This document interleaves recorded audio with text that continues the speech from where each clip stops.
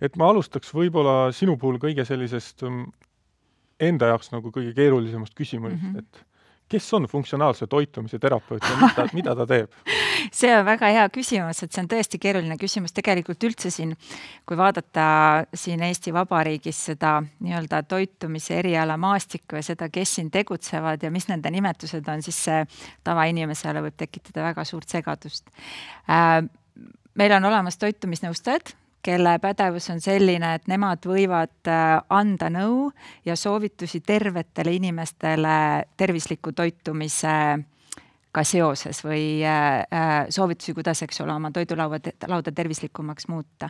Siis on meil toitumisterapeudid, kes on saanud natukene rohkem väljaõpet ja nemad võivad ka anda teatud soovitusi teatud juba ka haiguste puhul. Ja otse loomulikult ka ennetuse teema tuleb siia alla, südame-veresoonkonna haiguste ennetus ja nii edasi. Ja mina olen lihtsalt õppinud veel rohkem ja mina võin anda soovitusi siis suurema hulga haigusseisundite puhul siis toitumisega seoses, nii et sealt tuleb see minu nimetus. Väga hea. Rahvatarkus ütleb, et kasvav organism, et see võib kõike süüa, et aga kuidas nagu tegelikult on, et mida see kasvav organism ehk lapse puhul see nagu kõige nagu tähtsamad asjad võiksid olla, mida peaks jälgima selleks, et temast kasvaks tugev ja terve inimene? Tegelikult võiks öelda nii, et kõike. Üks kasvav organism vajab kõike. Kasvav organism ei saa hakkama ilma valkude, rasvade ja süsivesikuteta. Ma arvan, et need on sellised üpris tuntud terminid kõikidele inimestele, sest seda ikka kuuleb siit ja sealt. Ja midagi pole teha, neid kõiki on vaja. Meil on vaja valke. Valke on vaja meil selleks, et meie keha saaks üles ehitada erinevaid kudesid. Samamoodi selleks näiteks, et teatud aineid meie kehas suudaks keha toota. Siin on räägitud, eks ole, ka vaimsest tervisest, et tegelikult näiteks sellised asjad nagu närvivahendusained, ka nende tootmiseks kehas on vaja valke. Nii et väga paljude asjade jaoks kehas on neid vaja. Süsivesikud ehk ütleme võib-olla, kui me lihtsustame seda ja paneme rahvakeelde, siis need suhkrud, mida me toidust saame, neid on vaja meile rakkudele energia tootmiseks. See on esimene energia, mida meie rakud nii-öelda kasutavad ja vajavad, et saada sealt kiiresti see kätte. Ja rasva on meil ka vaja. Iga raku membraani, meie rakke ümbritseb membraan ja selle koostises on rasvadest saadavad rasvhapped näiteks ja nendest rasvhappetest, ütleme nende tasakaalust, seal sõltub meie raku tervis, aga samamoodi näiteks toodetakse teatud rasvhappetes meie kehas ka põletikuvastaseid ühendeid, nii et kõiki neid on vaja. Aga ainult sellest ei piisa. Meil on tegelikult vaja ka selliseid asju, mida nimetatakse mikrotoitaineteks ehk selliseid toitaineid, mida meil on vaja vähemal määral, väiksemal määral, aga mis samamoodi peituvad meie toidus või valdav enamus me saame neid toiduga ja need on vitamiinid, mineraalained ja samamoodi sellised ühendid, mis nende alla ei klassifitseeru, mida nimetatakse fütotoitaineteks, mida sisaldab ka siis meie näiteks puu- ja köögivili, aga mille puhul on teada, et need meie kehal on sellise tervistava ja toetava toimega. Nii et selleks, et üks laps suudaks kasvada nii, nagu ta peaks kasvama, selleks, et ta oleks terve, ongi meil vaja saada toidust või lapsel on vaja saada toidust siis kõiki neid erinevaid toitaineid. Kas selle võiks siis kokku võtta, et ikkagi tõde peitub selles, et võiks süüa kõike? Ja selles mõttes võiks süüa kõike, aga ma tooksin siia sisse sellise nagu piiri ka, et mida me peame silmas selle kõige all. Iseenesest muidugi me võimegi süüa kõike.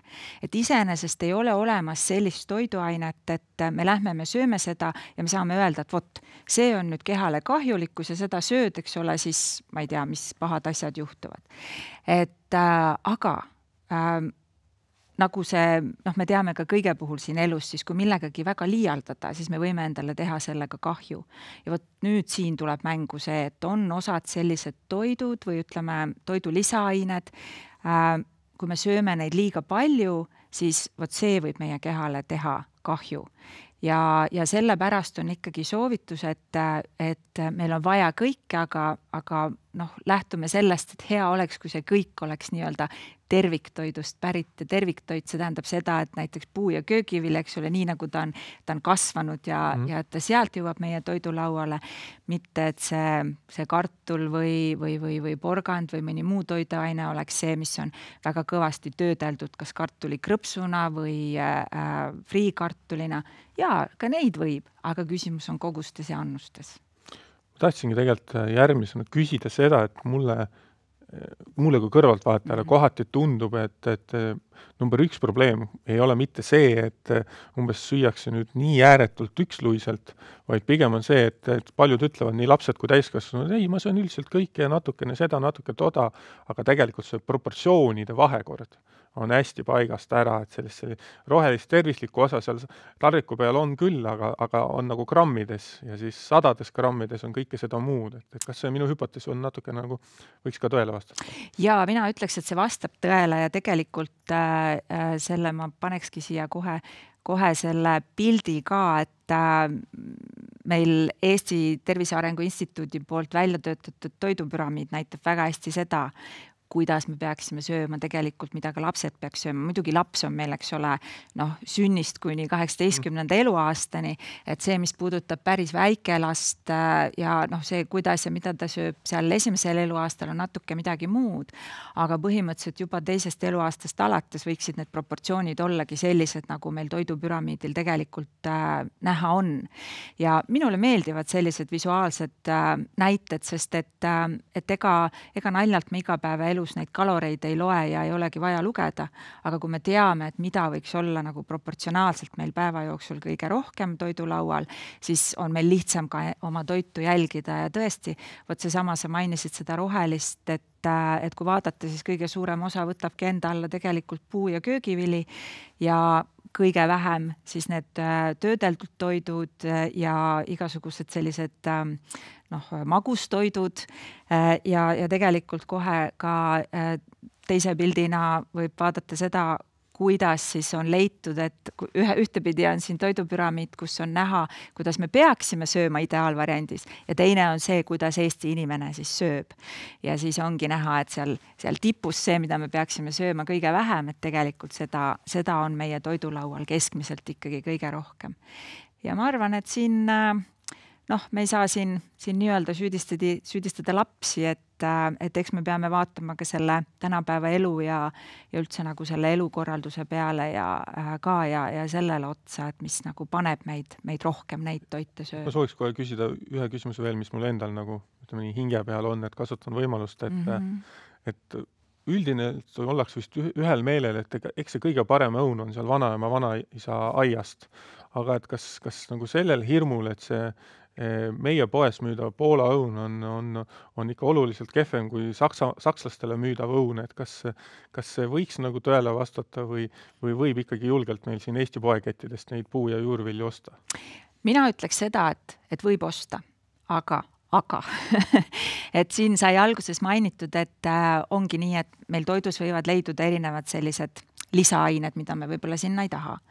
Ja tõesti, eks ole, ütleme näiteks see õun, mis tuleb kuskilt Eestist kaugelt, ta peab ju vastu pidama selle transpordi, ta peab välja nägema seal poeletil ahvatlev niimoodi, et inimene teda ostaks, mis tähendab seda, et on tõenäoline, et sinna pannakse mingisuguseid selliseid, töödeldakse seda õuna mingisuguste ainetega. Et selles mõttes nagu kuldne reegel on see, et mida lähemalt see toit tuleb, seda vähem on võib-olla seal selliseid organismile potentsiaalselt kahjulikke ühendeid sees. Samas siin äkki oli paar aastat tagasi, kui sattusin kuulama Toidu- ja Veterinaarameti konverentsi, kus räägitigi ka sellistel teemadel, et mida siis meie toidust on leitud ja mis seis selle toiduga meil tänapäeval siis siin on, siis tegelikult selle põhjal võiks öelda küll, et me võime usaldada seda toidukaupa, mis meil poes on. Sest et meil on ju Euroopa Liidus ka on ikkagi erinevatele nendele, ütleme, taimekaitsevahenditele, mida kasutatakse toidu kasvatamisel, erinevatele ühenditele, mis võivad toitu sattuda, meil on sellised normid kehtestatud, ehk kui nende jäägid jäävad seal selles toidus üle mingisuguse normi, siis ei tohi teda meie toidulauale lasta ja tegelikult tehakse kogu aeg ka seda seiret. Muidugi ei suudeta teha iga aasta kõikidele toitudele, aga kogu aeg pisteliselt tehakse.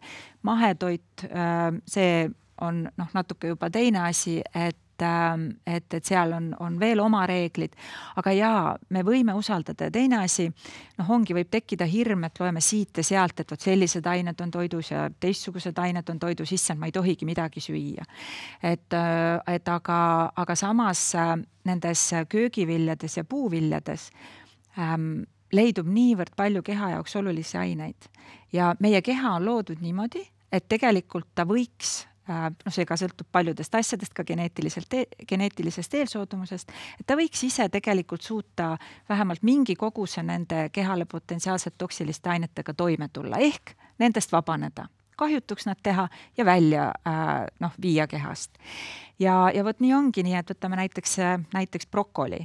Seda küll võib-olla kõik väga ei armasta, aga ta on üks väärtuslik köögivili meie toidulaual, et seal võib olla sees mingisuguseid taimekaitsejääke, aga samas on see brokoli täidetud ka selliste ühenditega, mida ongi vaja just nende mehhanismide jaoks kehas, mis aitavad nendest nii-öelda kahjulikest ainetest vabaneda, nii et pigem süüa kui mitte süüa, ütlen mina. Väikse täpsustuse küsiks veel, et kui me justkui näiteks brokoli jälle väga hea näide, et ilusat rohelist värvi ja rõmpsu ka, et kas on oluline vahe, et kas ma söön seda nii-öelda otse toorelt või see, et ma näiteks, keedan või kergelt küpsetan teda või et ta oleks mulle nagu nii-öelda lihtsam söödav või et kas seal on nagu suur nagu toiteväärtuse kadu või teie soovitate, et peaasi, et sööte ja vahet ei ole midagi?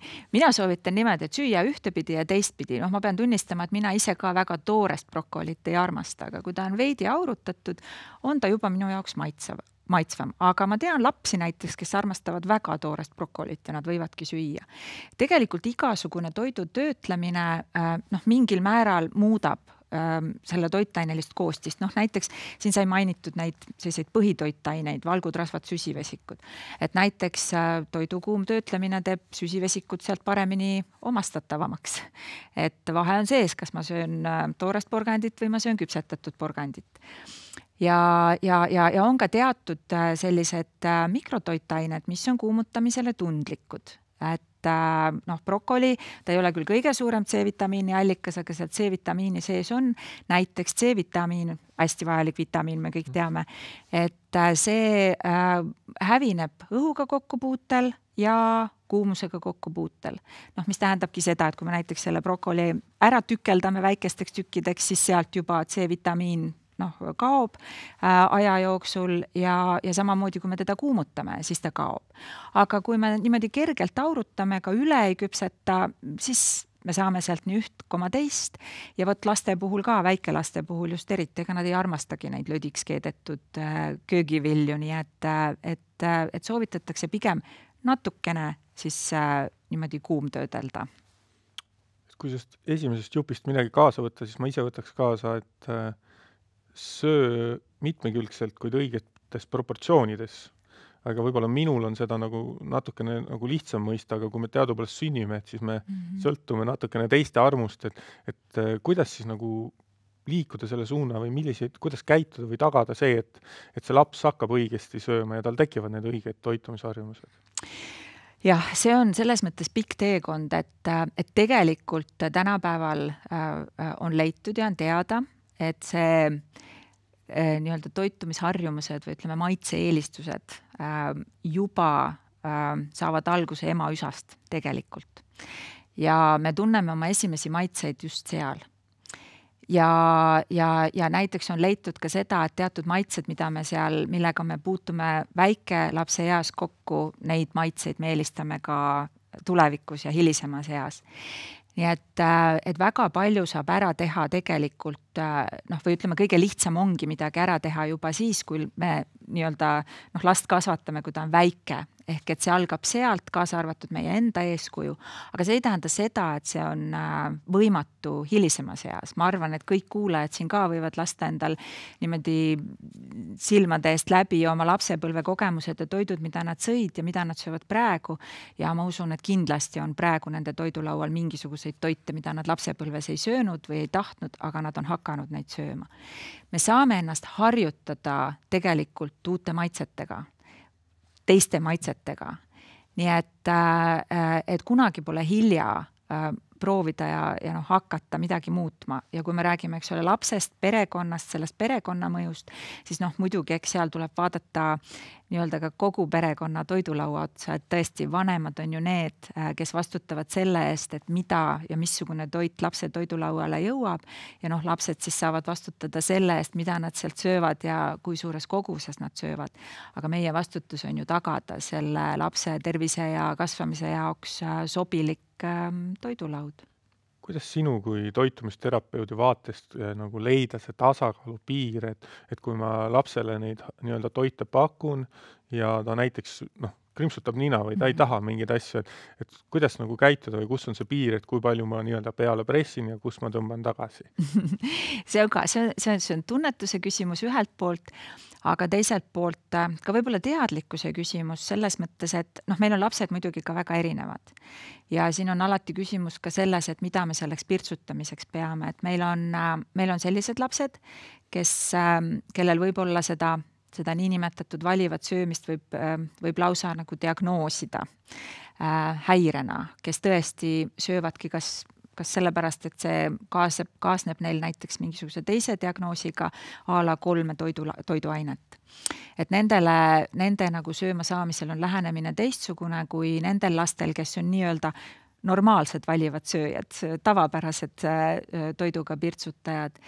Et nende puhul, kes on sellised tavapärased ja ühel päeval nad võib-olla söövad ühte asja, teisel päeval ei söö, et siis kindlasti mida ei tasu kasutada, on sunnimeetodid. Seda kindlasti mitte, et seda on ka tegelikult uuringutega kindlaks tehtud, et sund viib tegelikult põhimõtteliselt vastupanuni.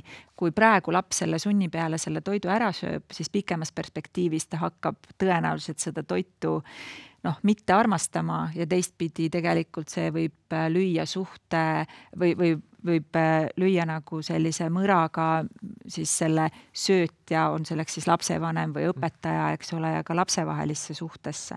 Nii et tegelikult need meetodid, kuidas lapsed sööma saada, siin alati esmalt tuleks lähtuda sellest mõttest, et küsida endalt, et kas see meetod, mida ma kasutan, võib siis häirida või rikkuda meie omavahelist suhet, kui võib, siis pigem proovi kuidagi teistmoodi. Ja täiesti okei on ju see ka, kui laps vahel otsustabki, et aga ma täna ei taha seda, sest mulle see ei maitse. Sest et ka me ise ei söö iga päev ühte seda sama toitu. Me tahame samamoodi, et oleks vaheldust. Aga muidugi peab vaatama seal ka selles mõttes praktilist poolt või seda poolt, et miks laps toidust keeldub. Kas ta on näiteks äkki enne seda söönud midagi sellist, et tal on kõht täis ja isu ei ole.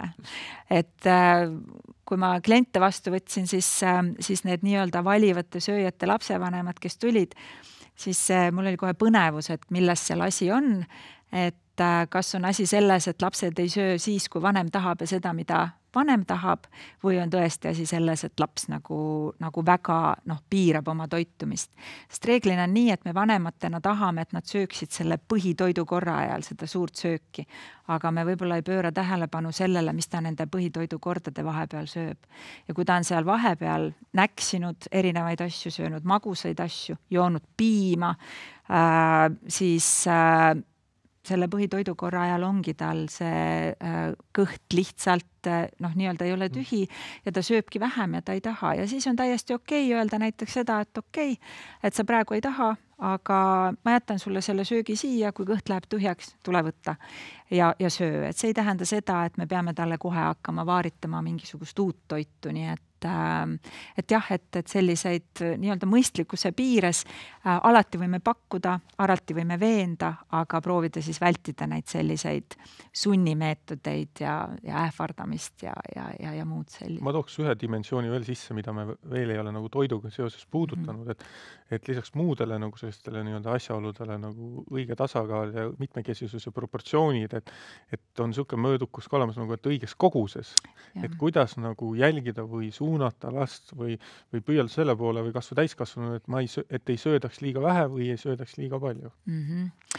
Noh, muidugi ütleme emana kodus või lapse eest hooldajana kodus, või kus iganes, võib-olla on natukene seda keeruline jälgida, sest et tegelikult see, kuidas ja kui palju laps ühe toidukorra ajal sööb, ei ütle väga palju nagu laias perspektiivis midagi. Ma mõtlen näiteks just, et koolis, õpetaja märkab, et laps koolis ei söö. Et tegelikult see ei tähenda seda, et tema toidulaud väljaspool kooli oleks kesine. Aga laste puhul on heaks näitajaks tegelikult nende kasv ja kaal. Ja siin saavadki appi tulla perearstid ja esmatasandi tervishoid, kes siis saavad nagu jälgida seda, et kas laps kasvab ja kas laps võtab kaalust juurde nii, nagu ta peab. Et see annab meile natukene aimu selle kohta, et kas ta saab piisavalt palju erinevaid vajalikke toitaineid toidust kätte. Ja muidugi otse loomulikult, kui keegi soovib väga täpselt teada, siis saab ka teha menüüanalüüsi, täpselt koguseid vaadata, et kas see on lapse jaoks selles vanuses sobiv kogus, mida ta sööb või ei söö. Aga otse loomulikult, kui see inimene, kes last nagu rohkem näeb, märkab, et on muutused lapse toidulaual, võib-olla see tuleb just, rohkem märgatakse seda, kui laps ei söö. Ja ütleme, kui ta seal hakkab juba teismelise ikka jõudma, et siis tuleb endal niimoodi siin kuskil tagakuklas hoida ka seda mõtet, et ega ei ole tegemist algava söömishäirega, kui laps väga piirab oma toidulauda. Et siis jah, nad võivad täiesti lõpetada söömise, siin vist järgmine esineja hakkab sellest rohkem rääkima, aga see on kindlasti asi, mida märgata. Ma võib-olla haaraks siit kohe sõnasabast kinni, et kuidas peaks käituma eelkõige siis tõenäoliselt vanem, aga teised lapsega seotud isikud, kui tekib olukord, kus lapse arusaam, et õigest toitumisest või nii nagu ta toitu tahab, on väga palju erinev sellest, mida nagu vanem mõistlikuks või õigeks peab, et kui seal tekivad nagu suured käärid ja millised käärid on siis juba nagu ohtlikud, et kas tundub, et ohtlik on igal juhul see, kui ta üldse ei söö või ennast näljutab või halvemal juhul oksendab, aga kas ka näiteks see, kui, ma ei tea, 8-aastane laps kuskilt internetist näeb, et tegelikult kõige targem on süüa ainult brookolit süüa ongi kõige targem ja et liha ei tohi süüa, sest lehmal on valus, et kuidas siis nagu võiks käituda või mida vanem peaks tegema või mis see lahendus võiks olla? Võib-olla vanemal endal on raske sellest läbi närida, kui ta ei ole selle ala inimene. Et siis ma arvan, et toitumisspetsialistiga konsulteerida, et see on kõige parem vaadata lihtsalt üle, et kas see, mida laps on nii-öelda, millise suune, ütleme, võtame nüüd siin selle võib-olla veganluse teema, kui laps otsustab, või isegi mitte veganluse, aga vegetariaanluse teema, kui laps otsustab näiteks lihast loobuda, eks ole. Et siis me võime tõesti karta, et võib-olla ta ei saa kõike sellest toidust kätte, mida ta sööb, kui ta liha kõrvale jätab. Et siis sellisel juhul näiteks toitumisterapeudiga, kes oskab ka nõustada siis veganeid ja nii-öelda taimetoitlasi, et siis võiks nendega konsulteerida. Et tänapäeval võiks öelda, et järjest enam ja võib-olla isegi tõesti järjest nooremas vanuses lapsed võivad selle otsuse teha. Ja iseenesest tänapäeval ollakse seisukohal, et see nii-öelda vegetariaanlus, mis tähendab seda, et mingisugused loomsed tooted on menüüs, eks ole, võib-olla piimatooted, kala võib seal olla, mesi näiteks, mis on ka tegelikult nii-öelda loomne produkt, muna, et kui need on menüüs, siis ei tohiks mingisugust sellist tõsist nagu terviseprobleemi tekkida. Aga samas ollakse seisukohal, et laste jaoks veganlus, mis tähendab seda, et kõik loomne toit on menüüst välja jäetud, ei ole soovitatav. Tänapäeval iseenesest me saame hakkama ka veganina ja saame hakkama ka siis selle vegetariaanlasena või taimetoitlasena. Need toitained, mis võivad jääda puudu, kui loomne on meie menüüst väljas, need me saame kompenseerida näiteks toidulisanditega, aga kuna lapse organism on kasvav organism ja täpselt see, et kas me saame garanteerida, et ta sööb kõike niimoodi, nagu ta võiks süüa, et ta saaks oma valgud kätte, et ta saaks kätte vajalikud rasvhapped, et võt see on nagu ise küsimus. Et mina soovitaks esmalt konsulteerida toitumisspetsialistiga, kes aitaks nagu selle menüü üle vaadata, aitaks rääkida selle perega, selle lapsega ja siis juba nagu toetada neid ka selle menüü puhul niimoodi, et see lapse toidulaud oleks mitmekesine ka siis, kui ta näiteks otsustab mitte süüa mõnda looma. Ma sooviks praegu nagu sinu seni räägitust teha nagu 2 järeldust, et ole palun nii kena, et kinnitad, kas need järeldused võiksid nagu enam-vähem nagu asjakohased olla, et sellest viimasest plokist võib-olla tooks ka sedapidi järeldused, et kas oleks õige ka öelda, et kuna teoreetiliselt on olukord ka vastupidine, et vanemal võib olla mingi väga tavapärasest kõrvale nagu kalduv toitumisstiil või see valik, millist dieeti ta peab, et kas võiks öelda, et vanem peaks 9 korda mõtlema ja siis 1 kord otsustama, kui ta nagu leiab, et tema näiteks otsus, et tema sööb ainult taimset või vastupidi, tema otsus, et ta sööb näiteks ainult liha, et selle lapsele rakendamine või lapsele kohaldamine, et seal peaks nagu väga-väga hoolega mõtlema, et laps ja tema ei ole samaväärsed selles osas. Jah, eks me kindlasti peame mõtlema, me peame kaaluma neid nii-öelda plusse, miinuseid ja lihtsalt võib-olla nagu lapse toidulaua puhul väga-väga teadlikult lähenema, kui me need otsused teeme. Just kui me räägime nagu sellest, et kõik loomne on menüüst väljas. Sest et ikkagi on leitud, et teatud toitainetes seal puudujääk võib tekkida.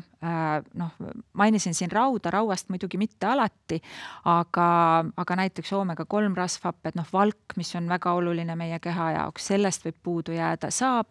Otse loomulikult ka veganid saavad valgu kätte probleemideta, kui nad kombineerivad teravilja ja kaunvilja omavahel, aga siin ongi nüüd see küsimus, eks ole, et kuivõrd nagu efektiivselt, kui nii võib öelda, me suudame seda oma igapäeva toidulaual teha.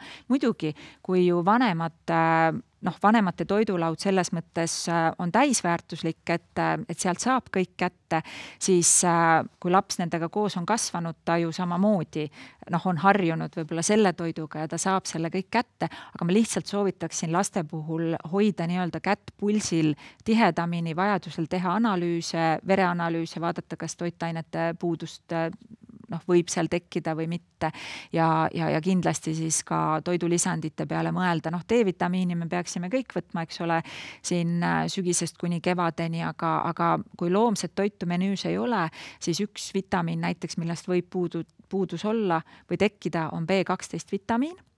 Sest et on küll taimedest teda ka, aga taimedest on teises vormis, mis tähendab, et meie keha ei suuda teda nii hästi omastada. Ja veel ka näiteks B2 vitamiin, mida me ka saame peamiselt ikkagi nagu loomsest toidust, piimadest, juustust, et sellest võib puudus tekkida. Nii et lihtsalt kogu aeg jälgida ja vajadusel lihtsalt siis see puudujääk kompenseerida. Ja minu teine järeldus, kas see võiks olla enam-vähem asjakohane, et kas me ei võiks käsitleda selle lapse kasvamise käigus temale õigete toitumisharjumuste nagu kujundamist, nagu ikkagi selles mõttes meeskonnatööna, et vanem on see küll kõige lähedasem lüli, aga vanem võiks väga selgelt teadvustada, et esiteks, et kui ma olen nii lähedal, siis ma alati võib-olla ei märka ja teiseks, et on igati okei suhelda perearstiga, suhelda toitumisterapeudiga, kellegi iganes kolmandas, paluda võib-olla koolis küsida, kuidas laps kooli toitu sööb või et nagu, ja me kõik need liikmed võiksid nagu teadvustada, et see on meie ühine panus ja kuna toitumine on niivõrd tähtis, et siis kõik võiks tahta seda panust anda. Jaa, ma täitsa nõustun, et selle jaoks ju tegelikult meil Eestis toitumisnõustajad ja terapeudid ongi ja see vajadus on suur ka seetõttu, et laste ju ülekaalulisuse probleem tõstab nii-öelda järjest pead ja me teame, et meie lapsed mida aasta edasi, seda ülekaalulisemaks muutuvad, nii et iga nagu sellise rinde pealt peaks tegutsema ja näiteks kooli, sa mainisid kooli, et koolides või on teada, et tegelikult sellised tervise nii-öelda programmid või kus räägitakse toitumiseks, võib-olla praktilised töötoad, kui teha selliseid asju lastega, viia lapsed nagu toidule lähemale, siis see ka aitab. Isegi kokasaadete või nende toidu tegemise saadete vaatamine soodustab ja toetab mitmekesisemat toitumist, nii et kui lapsed on nagu selle teema sees ja seda seal info väljas, siis on ka suurem tõenäosus, et nad selliseid võib-olla paremaid valikuid teevad ka oma menü. Küsiks veel ühe minu silmis nagu olulise küsimuse, võib-olla küll filosoofilise, aga siiski loodaks korrektset ja konkreetset vastust, et siin täitsa meie sissejuhatuse osas ma mainisin, et tõenäoliselt meil kuulajad käisid emotsionaalselt midagi head söömas. Aga et mulle tundub, et me täna toitume hästi palju emotsioonipõhiselt ja meil on igaühel toiduga oma suhe. Aga kas võiks öelda, vaadates, et see oleks ka meie tervisele nüüd kasulik ja meie kehale kasulik, et kas sa oskad kuidagi sõnastada, et milline on hea suhe toiduga, või mida peaks nagu silmas pidama selleks, et see oleks ka meie keha toetav, mitte ainult võib-olla meie stressirohket päeva maandav kuidagi? Hea suhe toidus on väga hea küsimus ja muidugi sellest võiks rääkida ka, ma arvan, terve päeva. Et jaa, meil on toiduga oma suhe, ja toidu või ütleme toiduga ja söömisega on seotud meil väga palju emotsioone. Ja ega me ju, kui me vaatame ka niimoodi oma peres ja ühiskonnas, siis toidu kaudu ju väljendatakse ka oma armastust. Lähen vanaema juurde, siis mida vanaema mulle annab ja mida ta tahab mulle anda, ta annab mulle head sööki ja tahab veel koju kaasa ka panna, et seeläbi ta näitab välja seda, kui palju ta minust hoolib. Et ma arvan, et toiduga hea suhe on see, kus ma ühtepidi pidevalt ei mõtle selle peale, et kas see asi on tervislik, mida ma söön, kas see asi kuidagi teeb mulle kahju. Toiduga hea suhe on see, kus ma võin süüa nii-öelda kõike. Minus ei teki süütundeid, kui ma mingisugust toitu söön. Aga samas ma arvan, et see hea suhe toiduga algab ka heast suhtest iseendaga.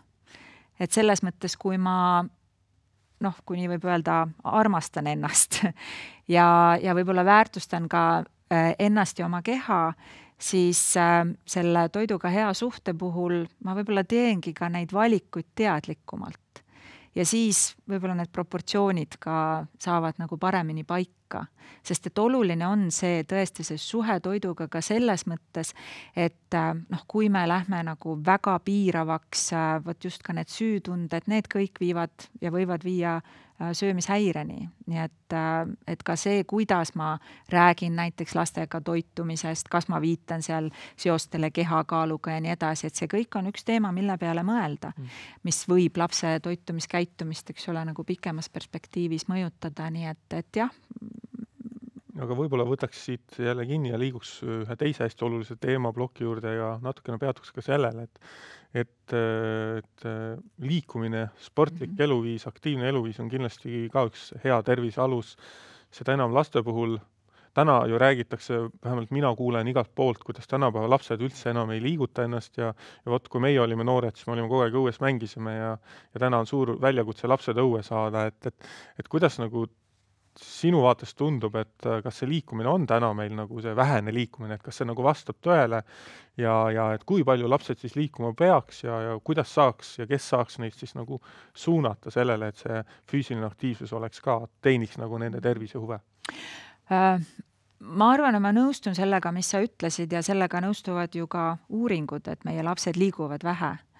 Et ka 3 lapse emana ma vaatan seda, et mis nagu mõjutab laste liikumist, siis seal on tegelikult väga palju faktoreid ja ma arvan, et me ei saagi siin, me ei saa nii-öelda otsa vaadata ainult lastele, me ei saa otsa vaadata ainult endale, vaid me peame nii-öelda vaatama ka kogu seda tõesti meie ühiskonda, sest et see oli mõnda aega tagasi, aga ma mäletan, kui ma sattusin lugema artiklit, kus oli kokkuvõte siis uuringust, mis tehti just nagu selliste varateismeliste seas, kes näiteks ütlesidki, et neil ei ole nii-öelda linnaruumis kohta. Ja vot siin ongi see küsimus, et kui ma mõtlen ka selle peale, et kuidas mina ka olin maal vanaema juures ja kuidas me kõik suved olime ainult väljas ratastega või ujumas ja veetsimegi aega väljas, siis kui palju meil on tänapäeval neid maavanaemasid, kelle juurde lapsed saaksid minna või kui nad lähevadki sinna vanaema juurde, siis kas seal on näiteks naabrilapsed, kellega koos minna ja toimetada, sest et olenebki ka sellest ju, kus see laps elab, kas tal on seal selline tutvusringkond lähedal, kellega minna õue ja kellega oleks seal tore toimetada, et naljalt ikkagi laps üksinda niimoodi välja füüsilist tegevust tegema ei lähe, et ta tahab seda teha kellegagi koos. Ja muidugi ütleme spordiringid või erinevad trennid, et need on ühed asjad, mis aitavad seda katta. Samamoodi, eks ole, koolid, on soovitus ju koolidele mõelda, mida ka tänapäeval ja minu teada koolid teevad, need liikuma kutsuvad koolid on meil, et vaadata, et lapsed ikkagi saaksid rohkem liikuda sealt ekraanide tagant välja. Et see on jah niimoodi mitmel tasandil, aga kindlasti ka vanematena on meil seal oluline roll ühtepidi selle eeskujuga, et kui me ise armastame liikuda, kui me kaasame lapsed endaga koos liikuma ja me ei pea ju seda tegema sellise nii-öelda raske treeninguna, vaid sellise toreda koos veedetud ajaga, lähme perega koos rattaga sõitma. Siin paar aastat tagasi, kui me tahtsime seda perega teha, siis mu keskmine ütles küll, ma nägin näost juba ära, et ta nagu väga ei tahtnud, ma küsisin, kas väga piinlik on meiega koos minna, ta ütles, et jah, on väga piinlik, aga ta ikka lõpuks tuli, et oleneb ka vanusest. Et või näiteks loodusesse välja kuhugi matkama, võtame veel peresõbrad ka kaasa, lähme kõik koos. Et see on ju ka, see nii-öelda metsaõhk, maaõhk, see erineb väga sellest, mis on linnaõhus ja on teada, et seal on ka selliseid ühendeid, kui me neid sisse hingame, siis see toetab meie meeleolu. Nii et aga palju lapsed muidu võiksid liikuda, kui me paneme selle niimoodi anname mingi aja, siis see võiks olla tegelikult 60 minutit päevas. Ja sinna alla kuulub siis selline mõõdukas ja intensiivne liikumine ja seda intensiivset, mis on selline, et nahk saab ka märjaks, kui liigutada ja võib-olla samal ajal, kui liigutad, ei saa väga hästi sõbraga rääkida, et seda võiks olla kuskil 3 korral nädalas. Aga see ei tähenda seda, et see peab iga päev nii olema, et see on nagu see, mis nädala peale päevas on keskmine, võib olla ka selliseid nullipäevi, kui mõni teine päev seda aktiivset liikumist on rohkem. Aga laste puhul muidugi kehtib see, et natukene rohkem kui praegu on ka hästi. Et seame niimoodi pikemaajalise eesmärgi, aga lähme siis sinna niimoodi sammhaaval. Et kohe maksimumi ei pane 0. Ma arvan, et see, kui me paneme kohe maksimumi, lapsel, kes ei ole sellega harjunud, siis võib-olla see peletab ta rohkem eemale, et kui meil ei ole peres seda liikumisharjumust, lastel ei ole, et siis proovime seda koos luua. Et laste puhul selline peaks siduma selle nagu mängulisuse, rõõmu ja selle, et see nagu vaimne nagu nauding on seal taga ka nende jaoks olemas ja et tippsportlastest saavad niikuinii vähesed, et pigem peaks sellist nagu mängulisust hoidma. Minu arvates see nagu sobiks ja vot ongi see, et lapse keha ju vajab täiskasvanu oma ka, aga igasugust erinevat liikumist selles mõttes, et hüppamist, kargamist, jooksmist, ujumist, rattaga sõitmist, et juba need hüppamised, kargamised, me tahame, et meil kasvaks lapsest selline terve indiviid siin ühiskonnas, et siis ühtepidi, kui see ennetab kaalutõusu, siis tegelikult see toetab südame-veresoonkonna haigusi, luustiku tervist, luustik ja luud nii-öelda on meil tugevamad, kui nad saavad sõnumi, et neid on vaja. Ehk et siis nad saavadki seda nii-öelda liikumist, eks ole, ja seda sellist nagu just hüppamised, kargamised, kõndimised, et keha saaks selle sõnumi, et sa pead olema tugev, et sealt kaudu tuleb ka see luude tervise toetus. Aga jah, igasugust, sest et teistpidi ka, kui me võtame seda, et kui me nüüd sunnime ja niimoodi väevõimuga paneme lapsi seda liikumist tegema, siis jälle tuleb endalt küsida, et kui kaua see siis suudab neid nii-öelda motiveerida. Et need sunnimeetodid kipuvad motiveerima lapsi ainult nii kaua, kuni see sund kestab. Ja kui see sund ära võtta, siis tegelikult ju sellist harjumust ei ole tekkinud, on tekkinud võib-olla jälle vastumeelsus hoopis selle tegevuse vastu. Ja see liikumine milleni on jõutud, ka väheneb pärast seda, kui sund ära jätta, nii et jälle tuleks mõelda selle peale, et kuidas nagu lihtsalt istutada neisse seda harjumust ja tegelikult seda rõõmu liikumisest. Meil on nagu vanemaid ja lapsi, kes nagu kipuvad minu hinnangul nagu minema ühte või teise äärmusesse, et lapsi, kes nagu ei käi üheski trennis ja lapsi, kes käivad enam-vähem maailma kõikides trennides, esmapilgul tundub. Et kuidas, kas sinul on mingi nägemus või kogemus või teadmine, et kus see tasakaalupunkt on ja kas on mingi tõetera all lausetes, mida räägitakse, et noor inimene ja suke võib-olla enne teismeiga laps võikski kõike võimalikult palju erinevaid asju proovida, teha, mängida, harrastada või on seal kuskil mingisugune suunis või piir? Noh, ma arvan, et samamoodi nagu see tippspordi puhul, et tippsport ju ei ole tegelikult nii-öelda tervislik sportimise viis, kui keha peale mõelda, et siis kindlasti ka laste puhul seal tuleb kuskil piir. Aga ma arvan, et seal võib-olla tuleb lähtuda sellest, et kas nagu see lapse jaoks on, kas ka laps seda tahab või on see minu kui vanema selline soov ja nägemus. Et kas ma võib-olla suunan lapse peale kooli ühte, teise, kolmandasse, neljandasse trenni, veel mingisugustesse ringidesse, ta tuleb koju, ta hakkab õppima, et võib-olla see on lihtsalt minu soov teda eemal hoida, eks ole, sellistest nii-öelda pahale teele minekust. Aga samas teistpidi tuleks siis küsida endalt seda, et mida see teeb lapse vaimse tervisega, sest me kõik vajame nagu sellist aega, et natuke nagu lõõgastuda, aga lihtsalt nii-öelda vedeleda, tegeleda endale meelepäraste tegevustega ja sama vajab ka laps, et kui me tegelikult nagu oma sooviga, täiskasvanu sooviga selle lapse päeva niimoodi ainult selliste tegevustega täidame, siis ma arvan, et see ka võib kahjustada lapse vaimset tervist.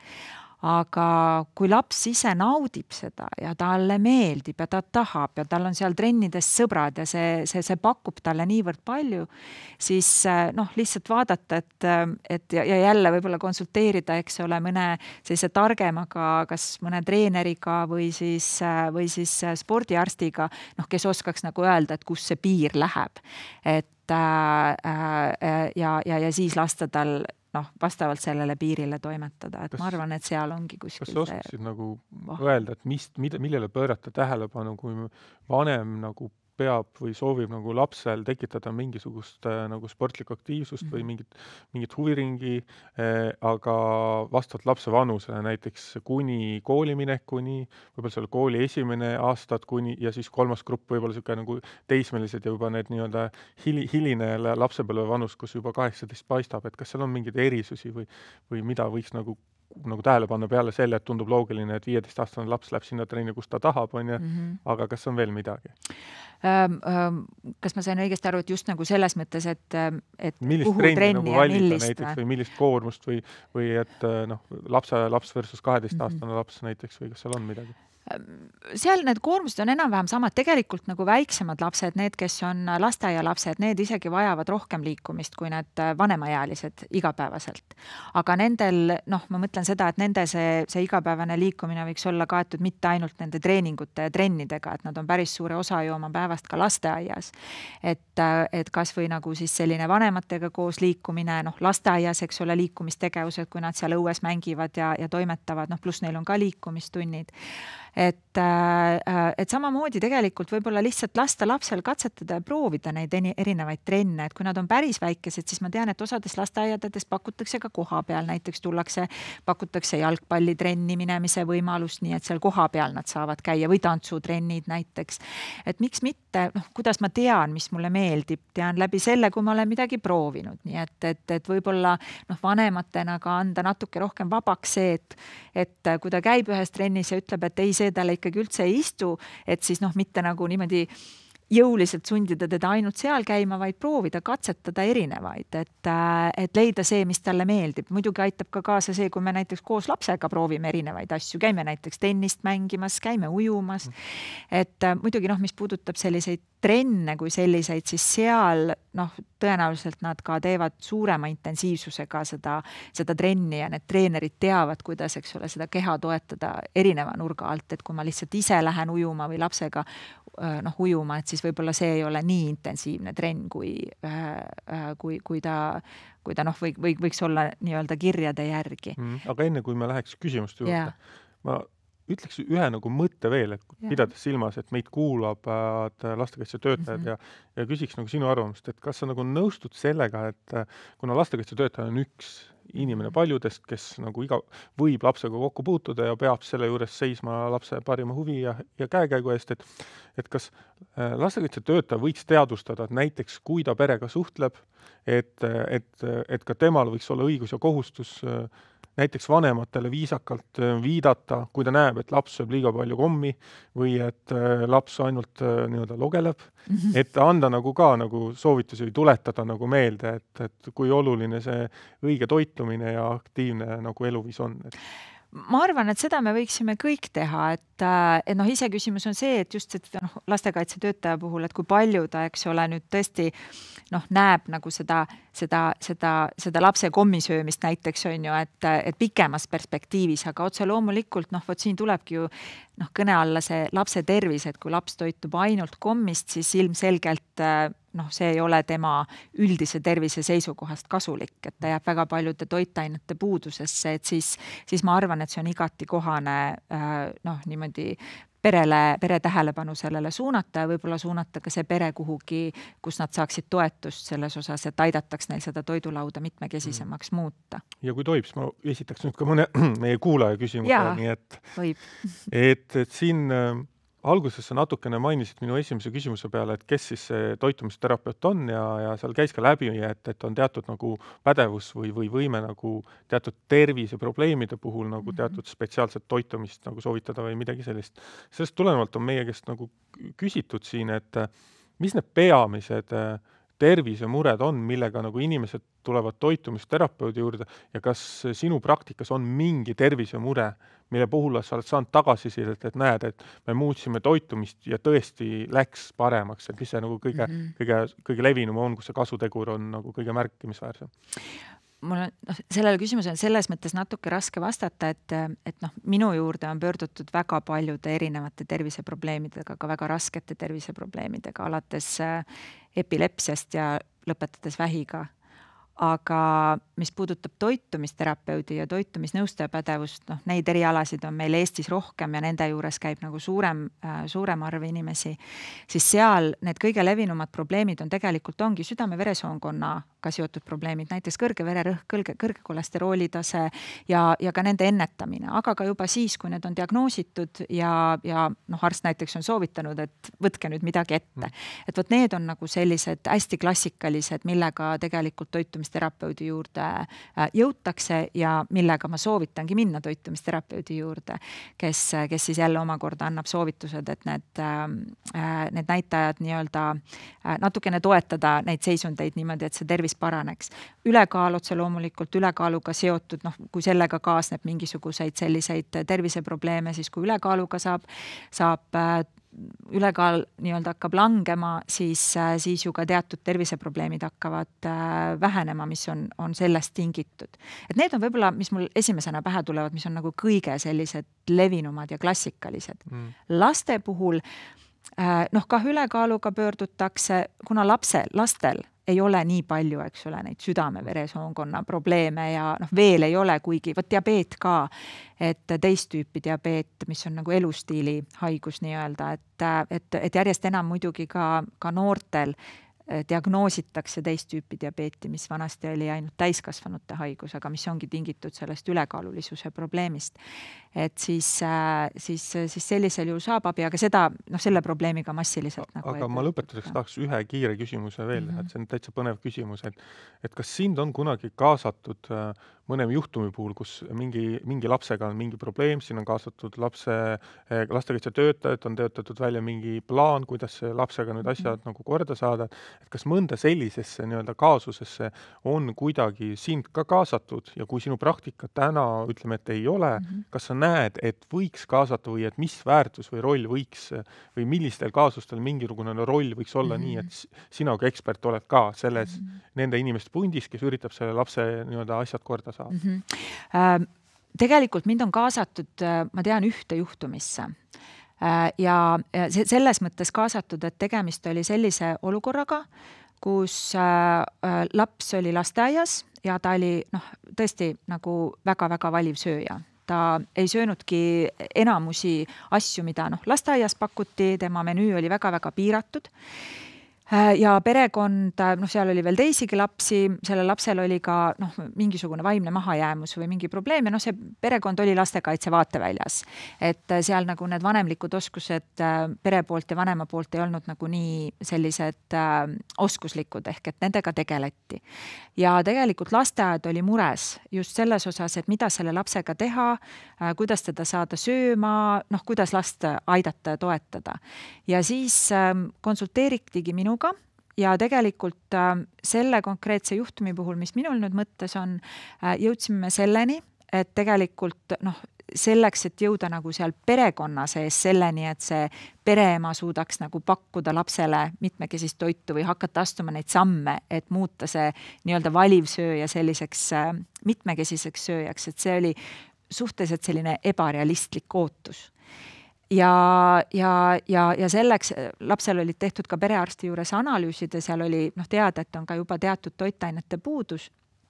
Et siis näiteks seal puhul tulin mina mängu sellega, et lõpuks arutledes seal selle juhtumiga seotud inimestega, siis me leidsime sellise lahenduse, et laps hakkab saama toidulisandeid, et see nagu toetaks tema keha selles konkreetses situatsioonis.